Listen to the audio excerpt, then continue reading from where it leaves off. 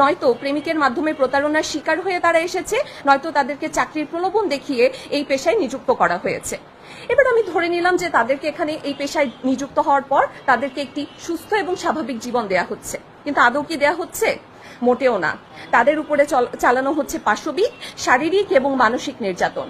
প্রথমত আমরা যদি দেখি, তাদের এখানে যারা কিশোরী যারা আসছেন এবং শিশু বয়সে যারা আসছেন, তাদের গড় বয়স থাকে 14-র কাছাকাছি, এবং এই শিশুদেরকে যাতে খুব দ্রুত এই পেশায় নিযুক্ত করা যায় এবং এই পেশার উপযুক্ত করে নেওয়া যায়, এজন্য তাদের শরীরে দেওয়া হচ্ছে স্টেরয়েড হরমোন, যাতে করে তাদেরকে মোটা তাজা করা যায়। মনে হচ্ছে সে যেন মানুষ নয়, সে যেন এক পশু। গরু মোটা তাজাকরণের এক অভিনব প্রক্রিয়া।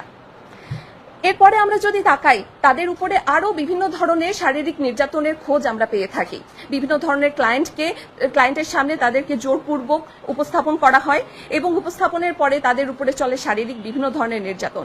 নিজের সম্মতির বিপরীতে যে তাদেরকে এই কাজগুলোতে লেগে থাকতে হচ্ছে, শুধুমাত্র তারা পরিস্থিতির শিকার বলে। কিন্তু এই পরিস্থিতির শিকারকেই আজকে তাদের পেশা হিসেবে তাদের উপরে এক প্রকার চাপিয়ে দেওয়া হচ্ছে। আচ্ছা, এই তো গেল আমাদের দেশের অবস্থা। এবার আমরা বাইরের দেশগুলোর দিকে তাকাই। বাইরে যেই সকল দেশে এই যৌন যেই পেশা, এটাকে হচ্ছে স্বীকৃতি দেওয়া হয়েছে, স্পেশালি জার্মানি এবং নেদারল্যান্ডে, সেখানে কি অবস্থা?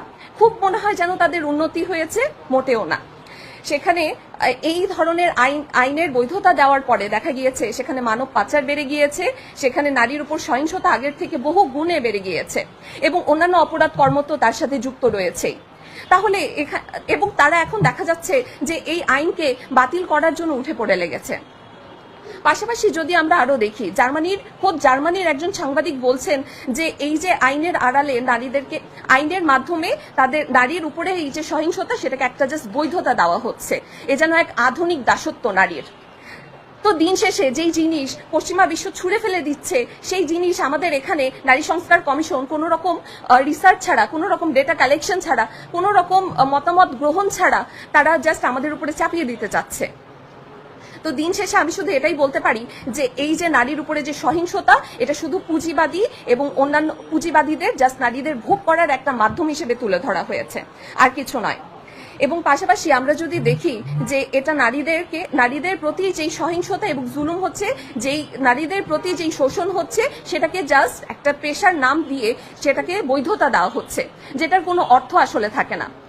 আমি পরিশেষে একটা প্রশ্ন জাস্ট করে যেতে চাই, আজকে যদি এই পেশাকে, এই যে যৌন, এটাকে আমি পেশা বলতে রাজি না, যদি এটাকে পেশা হিসেবে স্বীকৃতি দেওয়া হয়, তাহলে আপনি কি আপনার ঘরের মা বোনকে এই পেশায় পাঠাবেন? আর উল্টোভাবে আমি যদি দেখি, আপনার পরিবারে আপনার স্বামী, আপনার ছেলে এই পেশা গ্রহণের জন্য সেই নারীদের কাছে যাচ্ছে, সেটাকে আপনি মেনে নেবেন? আমি এই দুটো প্রশ্ন রেখে আমার বক্তব্য আজকে শেষ করছি। আমার টিমমেট